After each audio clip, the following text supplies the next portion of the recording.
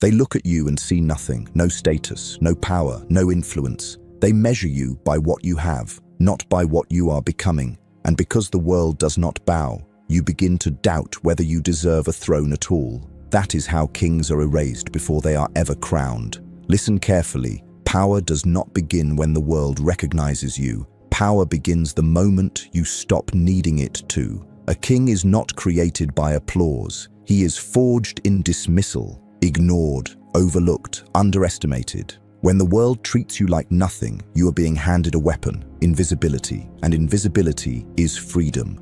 Freedom to observe, freedom to calculate, freedom to build strength without interference. Most men break when they are unseen. A king sharpens himself in the dark. Today, you will learn how to think like a ruler, even if you are standing alone, broke, disrespected, doubted. Because the throne is not a chair, it is a mindset. If you are ready to claim it, comment, "I move in silence." Now listen carefully. Number 1.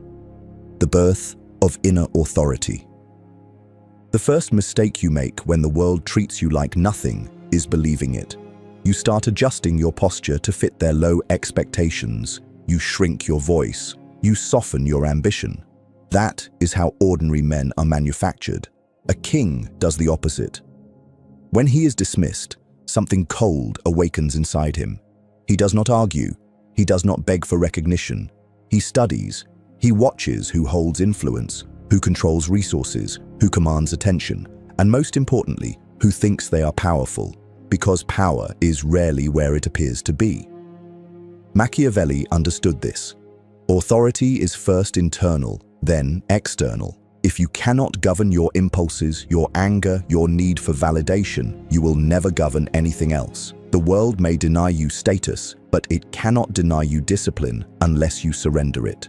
When they ignore you, you train. When they laugh, you refine. When they overlook you, you gather information. A king's mind is not emotional. It is strategic. He does not react. He calculates. He understands that perception is a weapon and silence is armor. The moment you stop craving approval, you become unpredictable. And unpredictability breeds respect. Right now, as they underestimate you, you are being handed the greatest advantage in existence: low expectations. Use them, build behind them, harden behind them. And if you understand this shift, comment, "I build in silence." Number 2. Weaponizing invisibility. When the world treats you like nothing, you are granted access to rooms powerful men will never see because arrogance blinds them. Invisibility is not humiliation. It is strategic cover. The loud, insecure man demands to be noticed. The king studies the board while others perform. Machiavelli warned that appearing harmless disarms suspicion, and suspicion is the first wall guarding power. When people think you are insignificant, they speak freely around you. They reveal alliances, weaknesses, resentments, ambitions. They confess without knowing they are confessing. And you listen. You memorize patterns. You learn who is driven by ego, who is driven by fear, and who is driven by greed. Dark psychology is not about manipulation for pleasure. It is about understanding leverage. Every human being has a pressure point: pride, desire, insecurity, approval, control. If you cannot see these levers, you will forever be controlled by those who can. A king never rushes to assert dominance. He gathers intelligence until dominance becomes inevitable. While they chase validation, you build competence. While they flex, you fortify.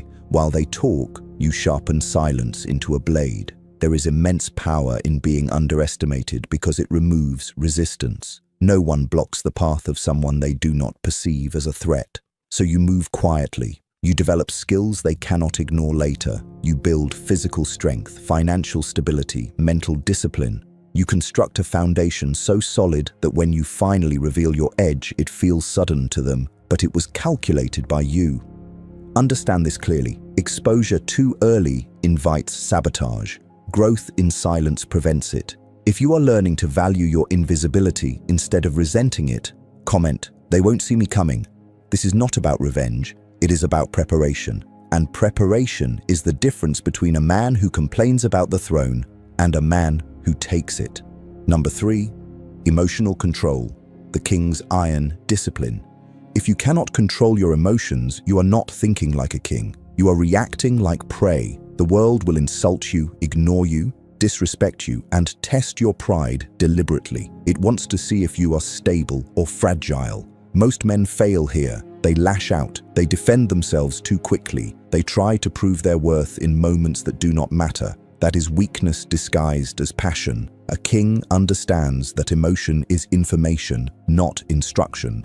Anger tells you where your ego is attached. Jealousy reveals where you feel inferior. Fear exposes where you are unprepared. Instead of exploding, you observe your reaction like a strategist studying terrain. Machiavelli understood that rulers who act from impulse destroy themselves faster than enemies ever could. Your enemies do not need to defeat you if they can provoke you. A single emotional outburst can undo years of calculated growth.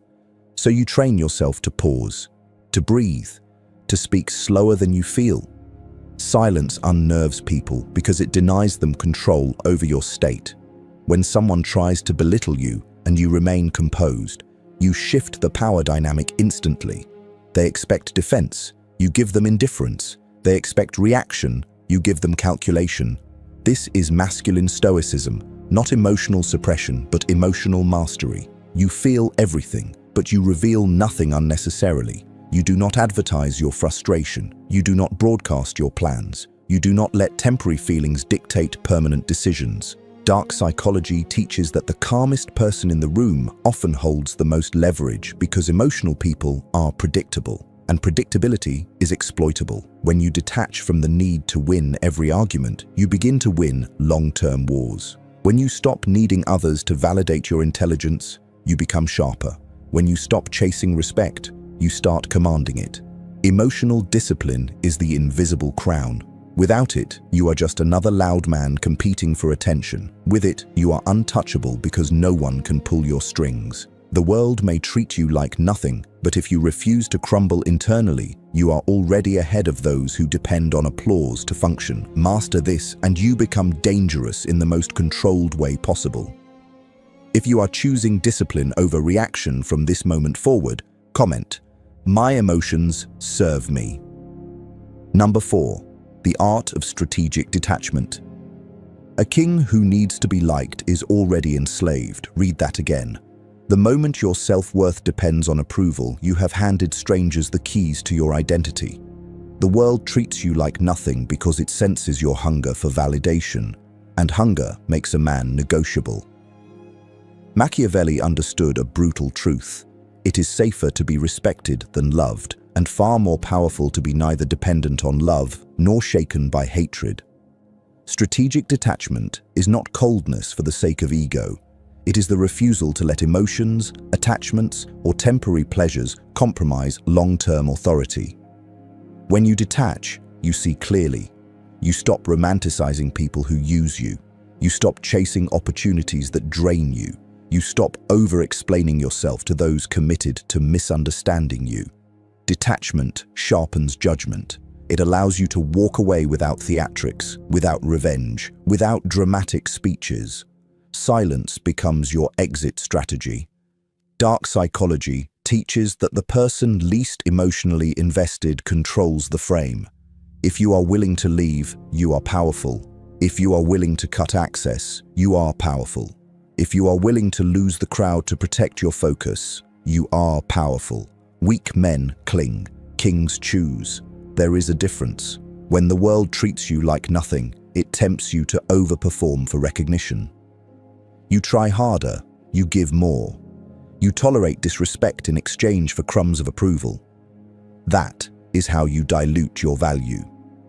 A king increases his value by limiting access. He speaks less, but when he speaks, it matters.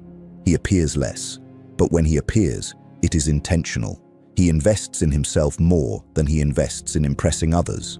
Strategic detachment also means understanding that not every battle deserves your energy. Some provocations are traps designed to pull you into emotional chaos. Some people test you not because they are powerful, but because they crave reaction. When you refuse to engage, you starve them. When you withdraw attention, you assert dominance quietly. Attention is currency. Spend it carefully. The man who can detach from outcomes becomes fearless. He can negotiate without desperation. He can walk away from disrespect without bitterness. He can build without broadcasting, and that makes him unpredictable.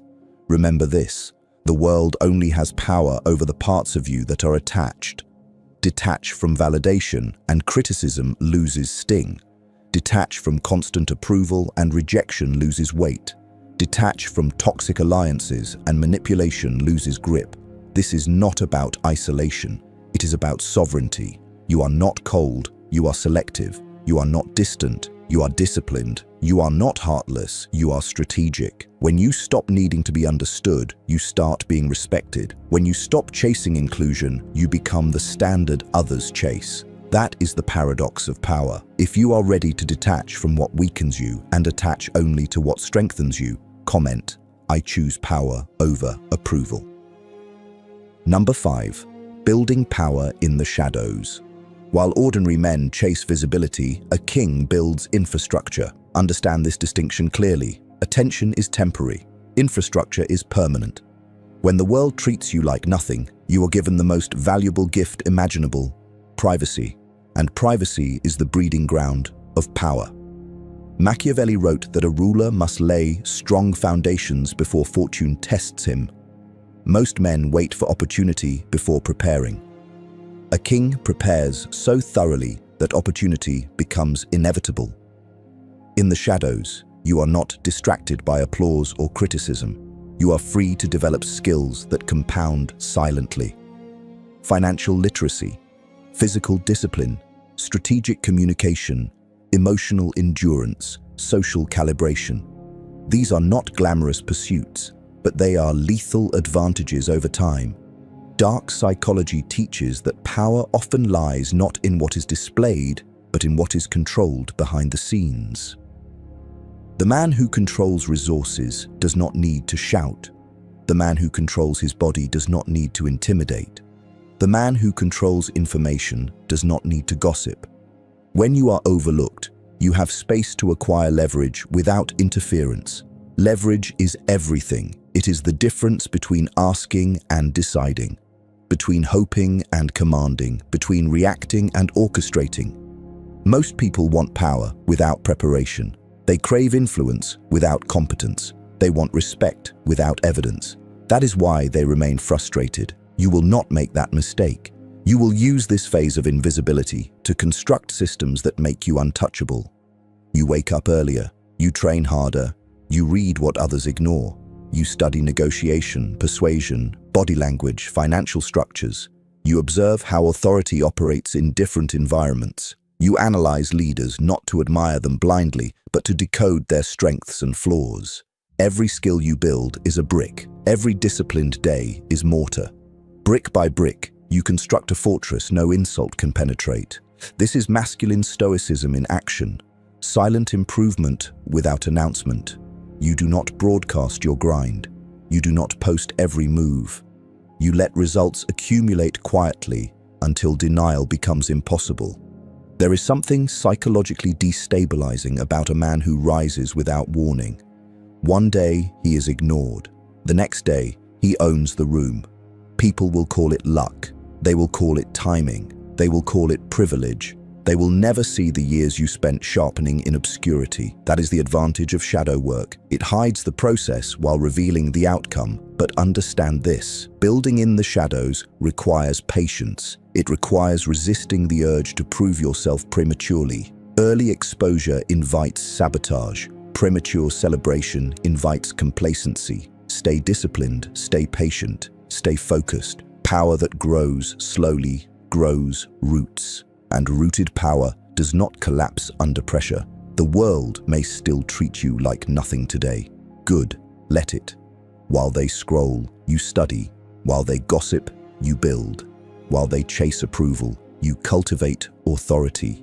Your bank account becomes stable. Your physique becomes disciplined. Your speech becomes measured. Your network becomes intentional. You do not beg for a seat at the table, you build your own. And when you finally step forward, you will not be asking for validation. You will be operating from surplus. Surplus of skill, surplus of confidence, surplus of control. That is when the shift happens. Not because you demanded respect, but because you became undeniable. If you are committed to building quietly until your presence speaks for itself, comment, "I rise in silence." Number 6. Mastering perception. Control the narrative or be controlled. Power is not only what you are, it is what people believe you are. The world does not respond to your intentions, it responds to your image. If you do not consciously shape perception, others will shape it for you, and they will not do it in your favor. Machiavelli understood this better than most moral philosophers ever could. He knew that a ruler must learn how to appear merciful, faithful, humane, religious, and upright, while retaining the ability to act with precision and severity when necessary. Appearance is a strategic instrument, and if you are thinking like a king, you do not ignore instruments that shape reality. When the world treats you like nothing, it is partly because your perceived value is low. That perception may be false, it may be incomplete, but it is still influencing how you are treated. Instead of resenting it, study it. Ask yourself, how do I present myself? How do I speak? How do I move? What signals am I sending without words? Weak posture signals doubt. Rapid speech signals insecurity. Over-explaining signals desperation. Nervous laughter signals submission. These micro-behaviors are constantly communicating on your behalf. And powerful men understand that communication never stops. Dark psychology teaches that humans make decisions emotionally and justify them logically. That means perception often overrides truth. If people perceive you as uncertain, they will test you. If they perceive you as competent, they will defer to you. If they perceive you as scarce, they will value your time. If they perceive you as abundant, they will seek your approval. So the question is simple. Are you deliberately engineering perception, or are you leaving it to chance? A king does not leave influence to chance. He speaks less, but when he speaks, his tone is steady. He makes eye contact without aggression, but without apology. He dresses with intention, not for trends, but for authority. He controls his reactions so thoroughly that others project strength onto him. Silence becomes a psychological mirror. When you are calm, people fill the silence with assumptions, and those assumptions often elevate you. But perception is not about pretending to be something you are not. That is fragile and eventually collapses. It is about aligning your external signals with your internal discipline. If you have built competence in the shadows, now you refine how it is displayed. You do not brag about your achievements. You reference them strategically when relevant. You do not dominate conversations. You guide them. You do not seek attention. You redirect it. There is immense power in being the man who listens more than he speaks, because people reveal themselves while trying to impress you. And when you understand them, you understand how to influence them. Another truth, scarcity creates value. If you are always available, always responding instantly, always accommodating, you reduce your perceived worth. Availability signals excess supply. Kings are not accessible on demand. Their time is structured. Their attention is selective. Their presence is deliberate. This does not mean arrogance, it means boundaries. When you respect your own time, others subconsciously learn to respect it too. When you delay responses intentionally, when you say no without guilt, when you protect your schedule, you shift the dynamic. Suddenly, you are not chasing connection. Connection is negotiating with you. But be careful, perception can also be weaponized against you. If you display too much strength too quickly, insecure individuals will feel threatened and attempt to undermine you. This is where balance matters. Reveal layers gradually. Let people underestimate you in the beginning. Let them relax. Let them assume you are ordinary. Then exceed expectations in controlled doses. Surprise is a strategic advantage. When your competence appears suddenly, it destabilizes those who misjudged you. They scramble to reassess, and in that moment of reassessment, you gain ground. Remember this, People treat you according to the role you accept. If you accept the role of the overlooked man, they will keep you there. If you subtly redefine your role through behavior, tone, boundaries, and results, they adjust. Humans are adaptive. They recalibrate quickly to strength when it is consistent. That is the key. Consistency. A single confident day means nothing. A single disciplined month means little. But consistent signals over time reshape identity in the minds of others. You are training them how to treat you. Every interaction is reinforcement. Every boundary is instruction. Every calm response is a statement. I am not moved by chaos. And when chaos cannot move you, people begin to orbit your stability. They begin to defer. They begin to seek guidance. That is how narrative control works, not through loud declarations, but through repeated demonstrations. You do not tell the world you are a king. You behave in ways that make any other interpretation irrational. If you understand that perception is a battlefield and you are ready to control it instead of being controlled by it, comment, I define my image. Because from this moment forward, you are not just building power internally, you are shaping how power is seen externally. And when internal strength and external perception align, you become more than respected. You become inevitable. Number 7, ruthless standards, the discipline of selective association. If you want to think like a king, you must accept a brutal truth. Not everyone deserves access to you. The world treats you like nothing in part because you have tolerated being treated like nothing.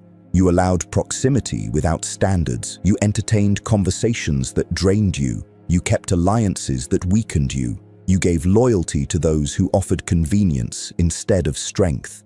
A ruler cannot afford that softness. Machiavelli warned that a prince must be careful whom he elevates, because those closest to him shape both his stability and his downfall. The same applies to you.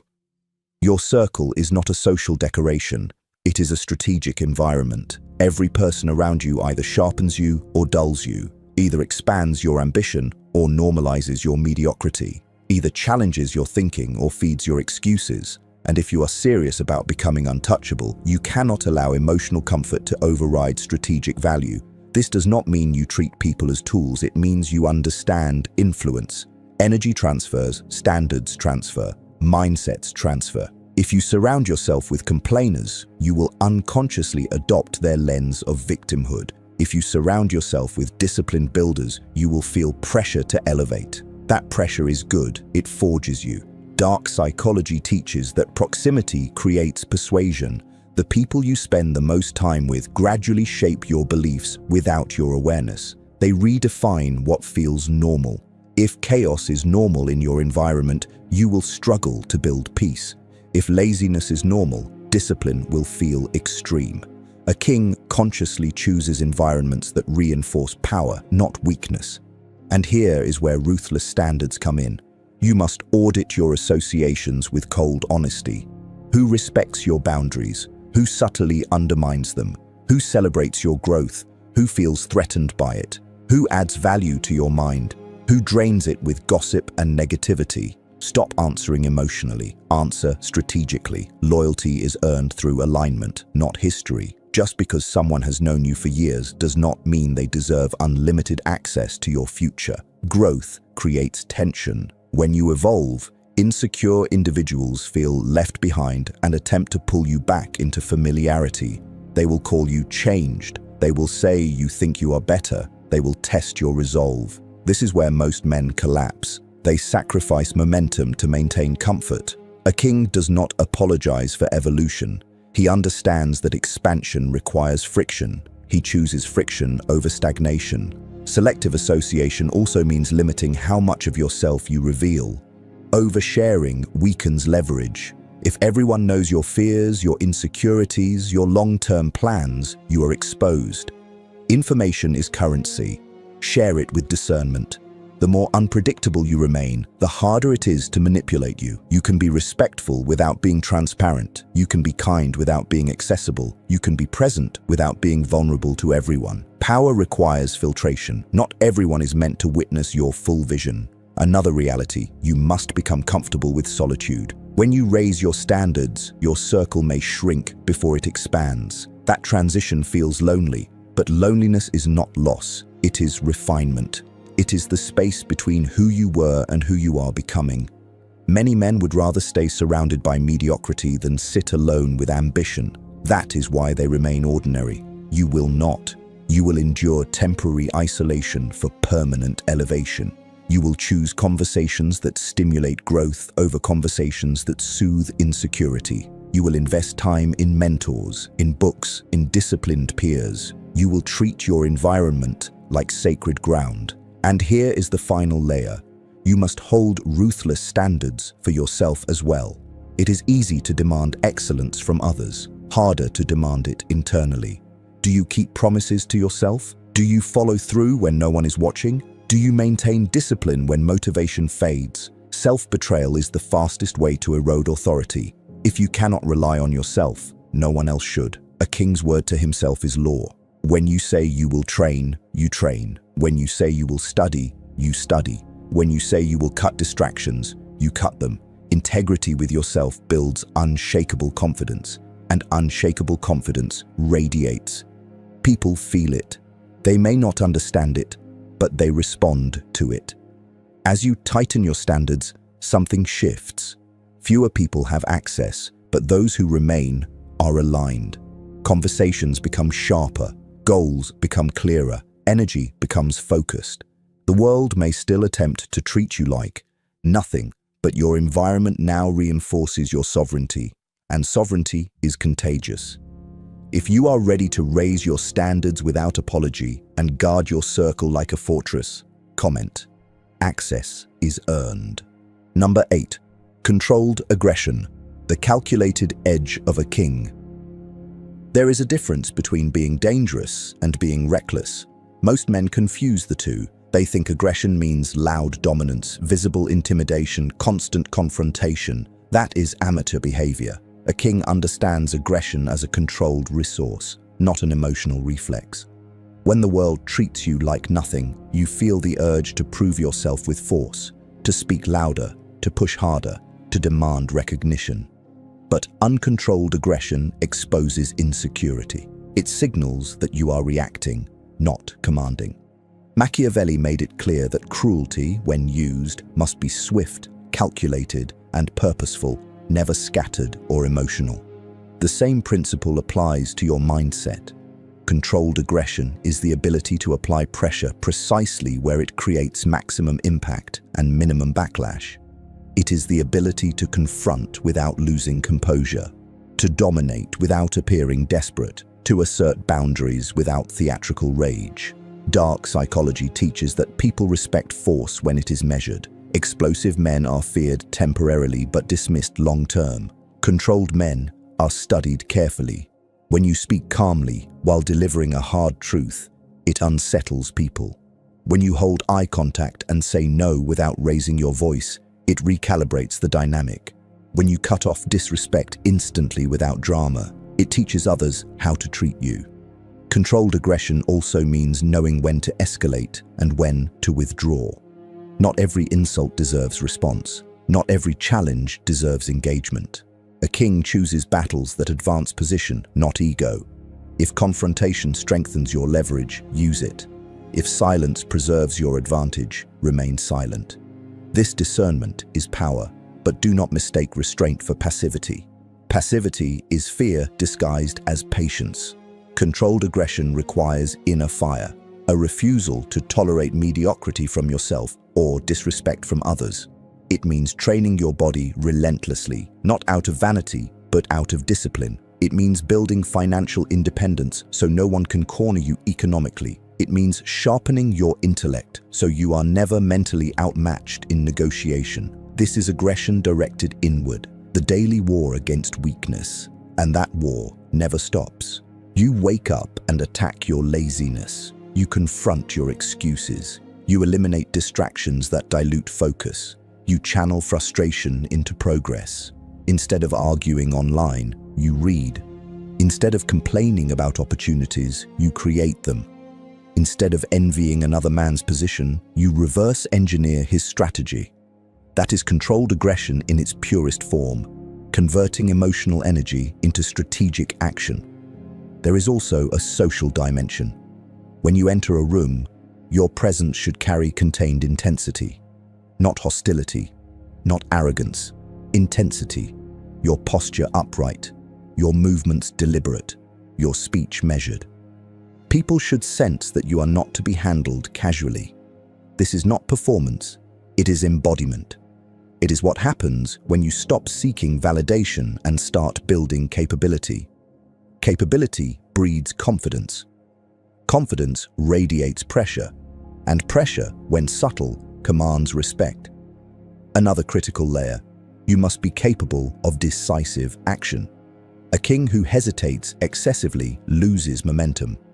Overthinking can be as destructive as impulsiveness. Controlled aggression means gathering sufficient information, then committing. When it is time to move, move fully. Half commitment invites failure. Whether it is launching a business, ending a toxic relationship, negotiating a raise, or setting a boundary, once your decision is made, execute cleanly. No apology, no backtracking, no seeking consensus from those who do not share your vision. Decisiveness is intimidating because it eliminates doubt and people follow certainty, even if they question it privately. But understand this warning: aggression without vision becomes tyranny. Power without direction becomes chaos. Your aggression must be anchored to purpose. What are you building? What standard are you enforcing? What future are you moving toward? Without clarity, your force will scatter. With clarity, it becomes surgical. You do not want to be known as the angry man. You want to be known as the man who cannot be pushed. There is a difference. The angry man reacts unpredictably and damages alliances. The controlled man sets boundaries early and rarely needs to repeat himself. Over time, your reputation shifts. People test you once, maybe twice. When they realize disrespect is met with immediate correction, they adjust. This is how dominance stabilizes, not through constant aggression, but through consistent enforcement. And remember, the most powerful aggression is often invisible. It is the relentless pursuit of excellence that makes you irreplaceable. It is the refusal to stay stagnant when others plateau. It is the quiet decision to outwork, outlearn, and outlast. It is studying when others sleep. It is investing when others consume. It is preparing for storms while others celebrate sunshine. This is strategic ferocity, calm on the surface, relentless underneath. When the world treated you like nothing, you had two options: internalize it or weaponize it. You chose to weaponize it. You turned dismissal into fuel. You turned anger into discipline. You turned invisibility into preparation.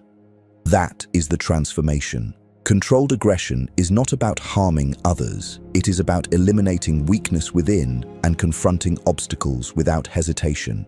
If you are ready to channel your fire with precision and become a man who is calm, decisive, and impossible to intimidate, comment, "My power is controlled." Number 9. The long game. Patience as a weapon. Most men lose because they are addicted to immediacy. They want status now, respect now, money now, recognition now, and when the world treats them like nothing for too long, they panic. They abandon strategy for shortcuts. They trade long-term dominance for short-term validation. A king does not play that game. A king understands time better than his enemies do. Time is not something he fears. It is something he uses. Machiavelli emphasized that fortune favors the prepared mind, but preparation is meaningless without patience. The long game is where empires are built. When you think like a ruler, you stop measuring progress in days and start measuring it in seasons. You stop reacting to temporary setbacks as if they define you. You stop mistaking slow growth for failure. You realize that the oak tree does not envy the weed. One grows deep roots, the other grows fast and dies quickly. Ask yourself honestly, are you building roots or are you chasing rapid applause? Because applause fades, algorithms change, trends collapse, markets fluctuate, but skill compounds, discipline compounds, reputation compounds, network compounds, capital compounds, influence compounds. This is the mindset shift that separates kings from followers. Dark psychology teaches that humans are wired for instant gratification. That wiring can be exploited by others or by you. If you master your impulse for immediate reward, you instantly gain leverage over those who cannot.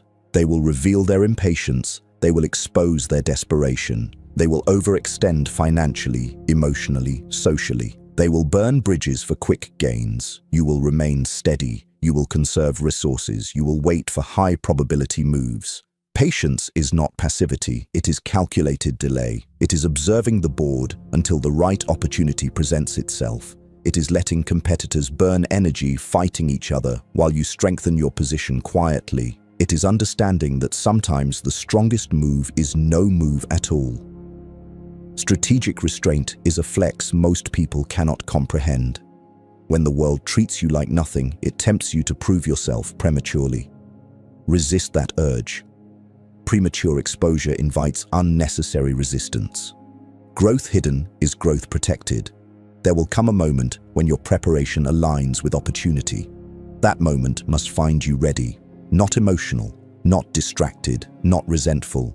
Ready. The long game also demands emotional endurance.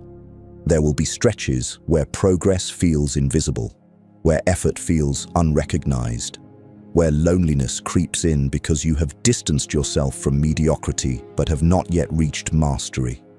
That space is dangerous. Many men retreat there. They return to comfort. They rejoin old environments. They sabotage their ascent because the climb feels isolating. But you must understand something. Isolation during growth is a sign of transformation, not failure. You are shedding an identity. You are outgrowing circles. You are recalibrating standards. That process is not loud or glamorous.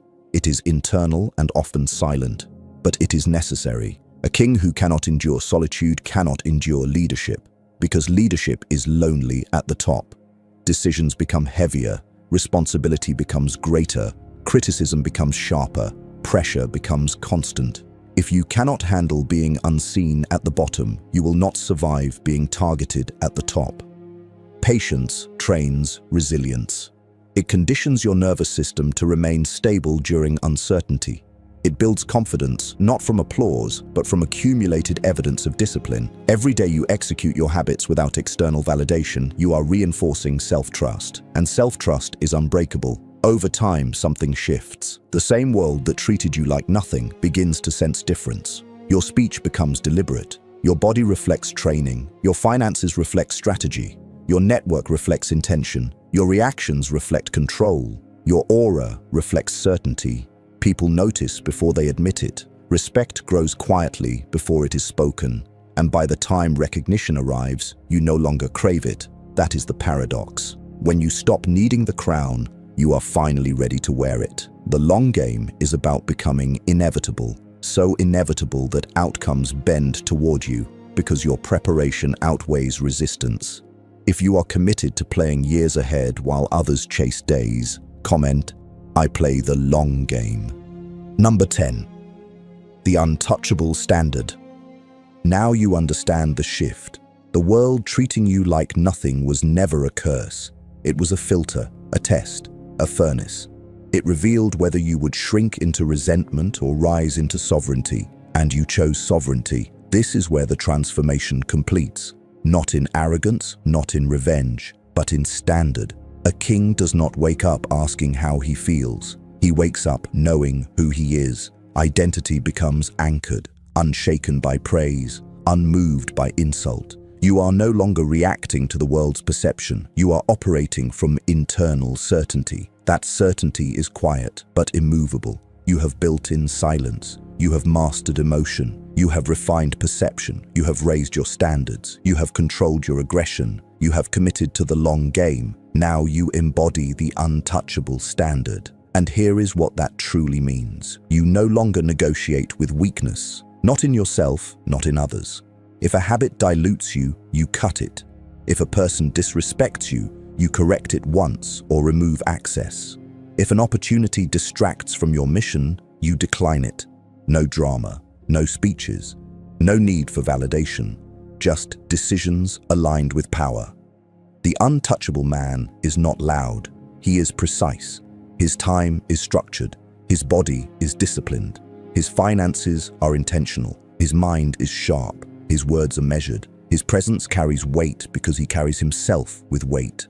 People feel it, they adjust subconsciously, they either rise to meet your standard or they distance themselves. Both outcomes serve you. You are no longer trying to be accepted everywhere. You are building an environment that reflects your elevation. And understand this clearly. Untouchable does not mean isolated, it means sovereign. You can connect deeply without losing yourself. You can lead without dominating unnecessarily. You can be respected without demanding fear. The difference is inner control. When criticism comes, you evaluate it strategically instead of emotionally. When praise comes, you accept it without dependence. When challenges arise, you assess them without panic. This is masculine stoicism refined into leadership. The boy who once felt overlooked has become the man who overlooks chaos. There is calm in you now, a dangerous calm. Not because you seek conflict, but because you are prepared for it. That preparation changes how you walk, how you speak, how you decide. Your boundaries are no longer suggestions, they are standards. Your goals are no longer fantasies, they are plans backed by execution. Your confidence is no longer fragile, it is earned, and the world responds accordingly. Remember this final truth: power is not about dominating others, it is about eliminating the parts of you that can be dominated. Insecurity, impulsiveness, desperation, laziness, approval seeking. When those are gone, what remains is clarity. And clarity is lethal in a world addicted to confusion. You no longer compete for attention. You command it naturally. You no longer chase opportunities. You attract them through competence. You no longer fear being treated like nothing because you know exactly who you are. And that knowledge cannot be taken. That is the king's mindset. That is Machiavellian mode embodied. If this transformation resonates with you, comment now, I am untouchable.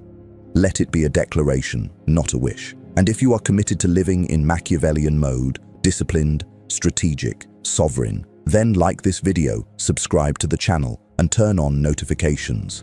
Because this is not motivation. This is initiation.